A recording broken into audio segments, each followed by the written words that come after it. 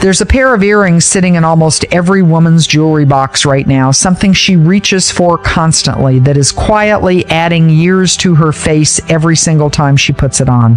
Not because it's cheap, not because it's out of style, because of one detail almost nobody ever explains to us. And by the end of this video, you're going to walk straight to your jewelry box and check whether you own it. If this is your first time here, stay a while, because what you're about to hear might change the way you open your jewelry box for good.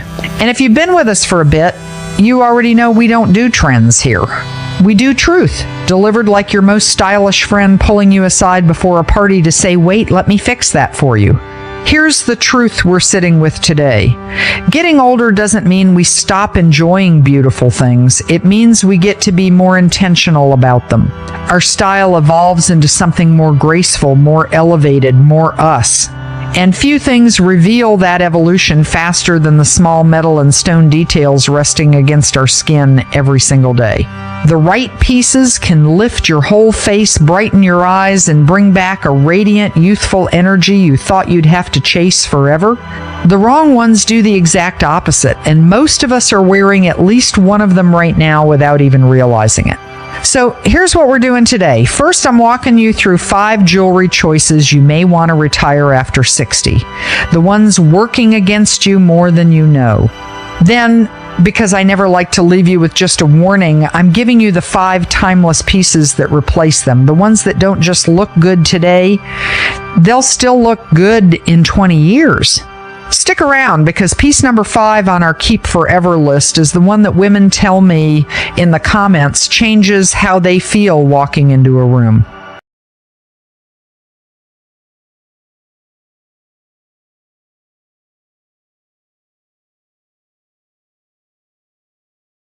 Miss what's coming next. Let's start with the one that surprises people the most.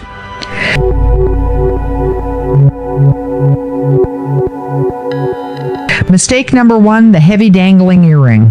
I say this with so much love because I understand exactly why these catch your eye. Long chandelier styles, layers of metal, cascading beads that catch the light and make a statement from across the room.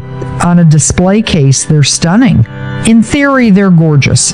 But on us, after 60, they tell a story we don't necessarily want to tell.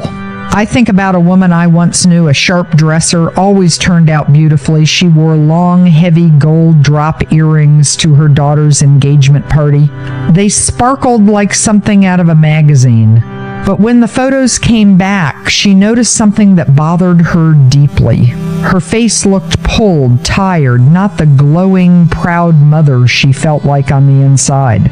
The earrings had been tugging everything downward the entire evening, and the camera caught what the mirror never warned her about.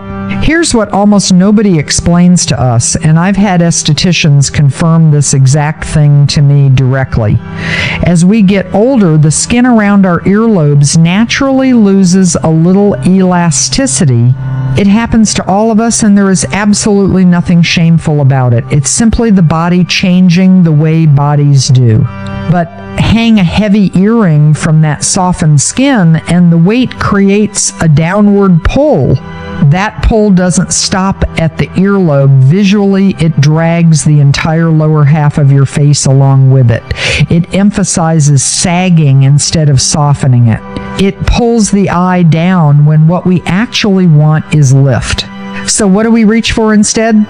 Lightweight drop earrings. Medium hoops in fine gold or sterling silver. A single pearl teardrop. A delicate gemstone on a thin chain. These move gently, catch the light beautifully, and do the one job that matters most at this stage of life. They draw the eye upward, toward your cheekbones, your eyes, your very best features. Write this one down if you need to. Weight works against us now, lightness lifts us, and lifting is always the goal. But here's what surprised me when I started researching this next mistake. It isn't about small versus large at all. It's about a completely different kind of overreach, and I guarantee at least one of you watching right now owns the exact piece I'm about to describe.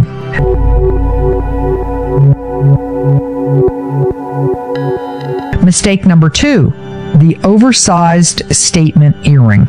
Before you close this video, hear me out, because I know plenty of you love a statement piece. So do I. There is nothing wrong with wanting to stand out, wanting a little drama in your look. But there's a difference between making a statement and making noise, and after 60, we want the former, never the latter. I was at a garden brunch last spring. Lovely afternoon, beautiful women everywhere. One woman in particular caught my eye. Poised posture, gorgeous layered hair, a beautifully fitted navy wrap dress. She had it all going on. But she was also wearing enormous circular earrings that hung almost to her shoulders. Bold, bright, and honestly, they were all I could see. Not her beautiful face, not her stunning hair, not her confident presence. Just the earrings. They had hijacked the entire look. That's exactly what oversized statement pieces do when they're too large for our proportions. They compete with your face instead of complementing it. They pull attention away from your eyes, your smile, your expression, everything that makes you magnetic, and redirect it straight to the jewelry. After 60, our faces carry more presence, more character, more depth than they ever did at 30. The last thing we want is an accessory loud enough to drown that out. So here's the move I call the understated statement. A medium geometric stud with a matte finish. A sculptural hoop with texture but not excessive size. A cluster of tiny gemstones in an interesting shape. A teardrop earring with a single bold color stone. These are pieces people notice and then look past, straight at you. And if you love drama near your face, do it through color, not size. A rich amber earring, a deep burgundy stone, a warm coral hue. Color draws the eye. Size overwhelms it. Quick question while it's fresh in your mind, because I actually want to know. Which of these 5 mistakes is sitting in your jewelry box right now? Type the number in the comments 1 through 5. I read every single one, and it genuinely helps me plan future videos around what you're all actually dealing with. Now, this next one catches almost everybody off guard because it doesn't look like a mistake at all. It looks responsible.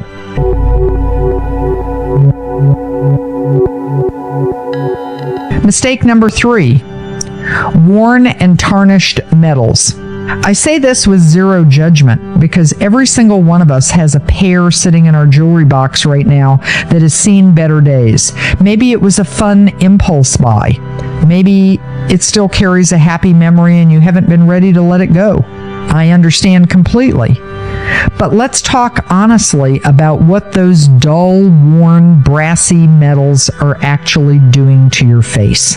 I had a pair of gold-toned hoops I adored for years. My everyday go-to. One afternoon, I held them up near a window and really looked at them for the first time in ages.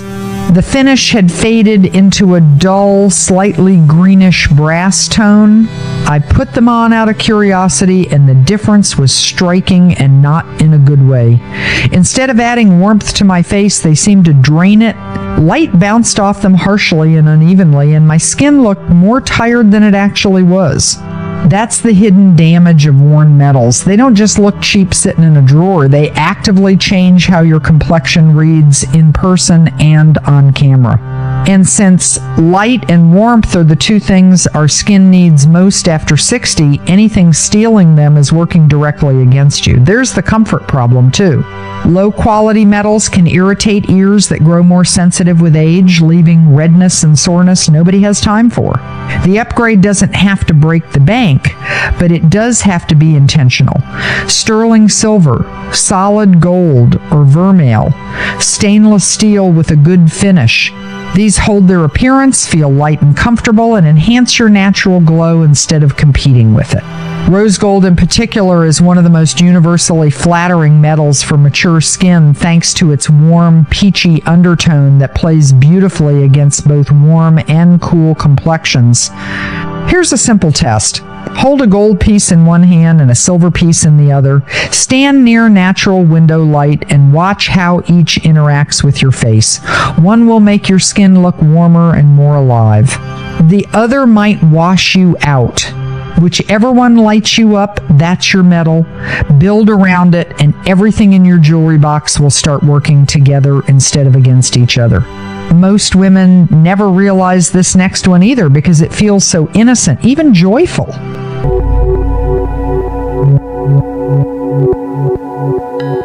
Mistake number 4, the bright plastic and trendy colorful earring. This one always gets a reaction because so many women have a genuine soft spot for fun, cheerful, colorful pieces, and honestly, I get it. There's something joyful about a bold, unexpected pop of color near your face. It feels youthful, playful, like you're not taking yourself too seriously, which is a beautiful quality at any age. But here's where it gets complicated. After 60, our coloring naturally softens, our hair lightens, our skin tone gentles, our features refine. Place a loud, saturated, synthetic-looking color right beside all that softness, and the contrast doesn't flatter, it clashes. The earring wins the visual competition, and your beautiful, glowing, mature face quietly loses. I saw this play out at a neighbor's garden party last summer. A woman I genuinely admire, warm personality, effortless linen and straw style, wore an incredible cream dress with a wide-brimmed hat. She looked like she'd stepped out of a French countryside painting. But right beneath all that loveliness were large, bright, cobalt blue plastic hoops, and my eye kept getting yanked away from her face every time she moved. Such a shame, because she is genuinely beautiful. The issue is never color itself. Color is wonderful, color is alive. The issue is the quality of the color and the level of contrast it creates. So instead of plastic neons and acrylic brights, we move toward natural stones and softer palettes. Mother of pearl, rose quartz, amber, jade, soft coral, dusty teal. These have a depth and warmth synthetic color can't replicate, and they sit against mature skin in the most harmonious way.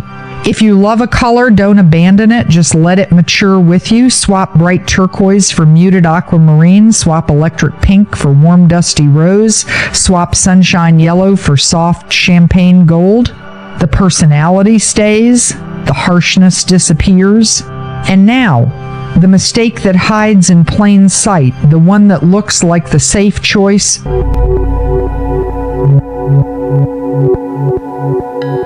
Mistake number 5, the tiny stud that disappears.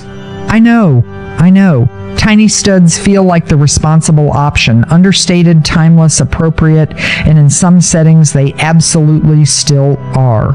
A very small diamond or crystal stud at a formal event, lovely. But as an everyday earring, especially as our features soften and relax with age, those tiny little dots can leave the face looking unfinished, empty, like something is missing, and you can't quite name what.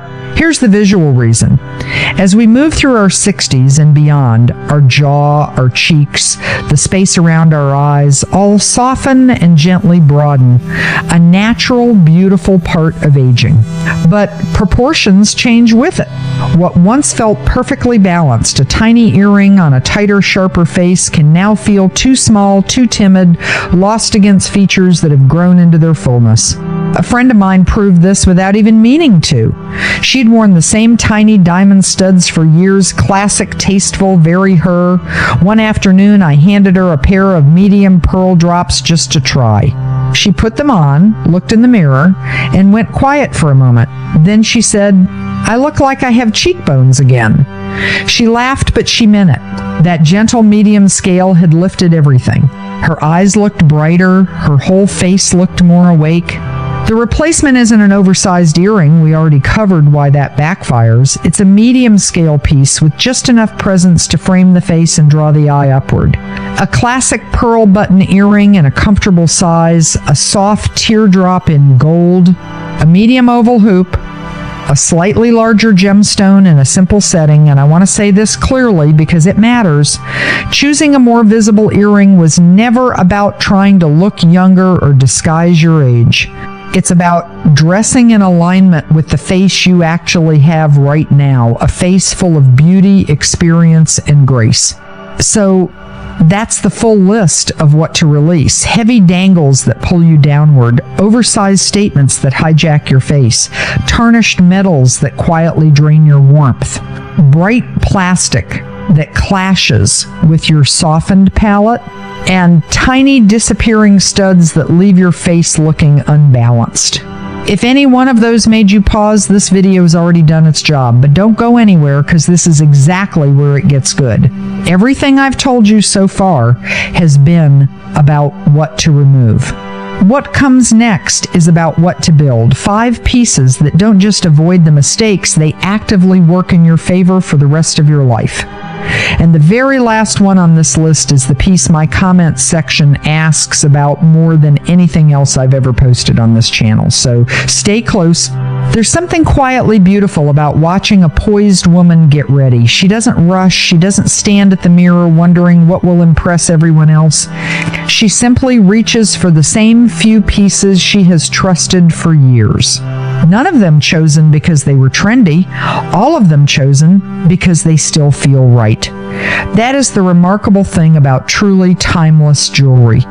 It doesn't lose its charm when fashions change. It simply continues to belong.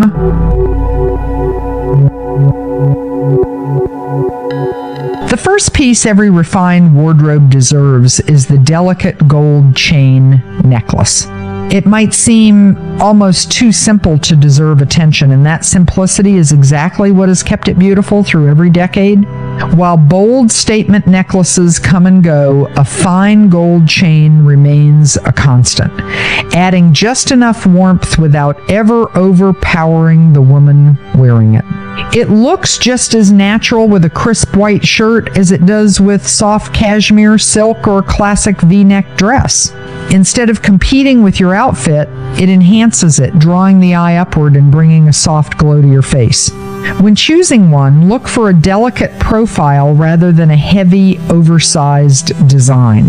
An 18-inch length is often the most flattering, resting gracefully near the collarbone and complementing nearly every neckline. Yellow gold offers warmth and traditional elegance. White gold, a cleaner, more contemporary feel. If you enjoy layering, keep it refined. 2 slender chains of slightly different lengths create depth without looking busy. Avoid thick chains or oversized pendants that distract from the sophistication this piece is known for. And here's the beautiful part. People rarely remember the necklace itself. They remember how polished and confident you looked while wearing it.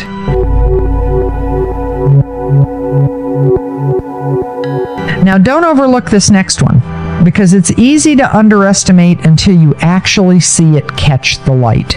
The tennis bracelet. Some jewelry never needs to announce its value. It reveals itself in quiet moments, a graceful gesture holding a coffee cup, a warm handshake, the simple motion of turning a page. The tennis bracelet earned its name after a professional tennis player famously stopped a match to search for the diamond bracelet that had slipped from her wrist. Ever since, it stood for understated luxury, refined enough to be practical for everyday wear. What makes it timeless is balance. Each stone aligns to create a continuous line of light that feels graceful rather than extravagant. It never dominates an outfit, working just as beautifully with a linen shirt on a sunny afternoon as it does with an elegant dress for evening. If natural diamonds aren't within your budget, high-quality moissanite offers remarkable brilliance without the same investment. What matters most is clean craftsmanship, secure settings, and proportions that feel refined rather than oversized. It pairs beautifully with a classic watch, but avoid stacking too many bracelets or dangling charms beside it. When everything competes for attention, the quiet beauty of this piece disappears.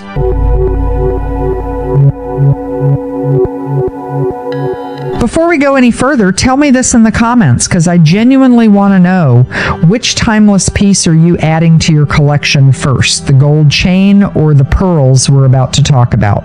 If you're finding value in this so far, this would also be the perfect moment to hit that like button. It genuinely helps this kind of honest, practical style content reach more women who need to hear it, and the best is still ahead. because there's a reason gold hoop earrings have remained a favorite for generations of stylish women, and it isn't luck. Gold hoop earrings. They've never relied on passing trends or dramatic design to stay relevant. Instead, they've quietly evolved, always finding their place in the wardrobes of women who appreciate effortless style. The right pair doesn't make you look younger by trying too hard. It simply brings light, softness, and balance to your face. After 60, the secret is proportion, oversize, small to medium hoops, usually 20 to 30 millimeters, tend to be the most flattering. They frame the face without overwhelming it, adding gentle movement to catch the light as you smile or turn your head. They pair beautifully with a crisp denim shirt for a relaxed weekend, a tailored blazer for lunch with friends, or a flowing linen dress on a warm afternoon. They complement nearly every hairstyle too, adding softness around a chic pixie cut or peeking through naturally with shoulder length or longer hair. The most common mistake, just like we discussed earlier, is assuming bigger automatically means bolder and better. In reality, oversized hoops often pull attention away from your features instead of enhancing them. The best hoop earrings have a remarkable quality. After a conversation, people rarely remember the earrings themselves. They remember your warm smile and how effortlessly put together you looked.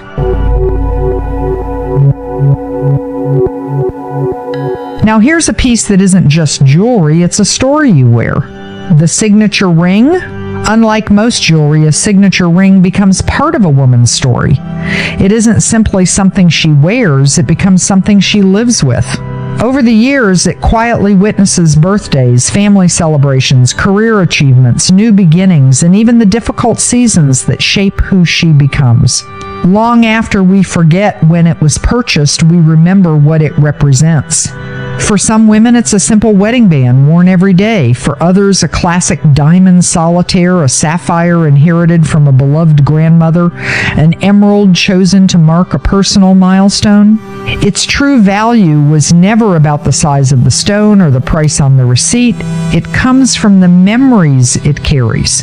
When choosing one meant to last, simplicity is almost always the wisest choice. Clean gold bands, timeless solitaire settings,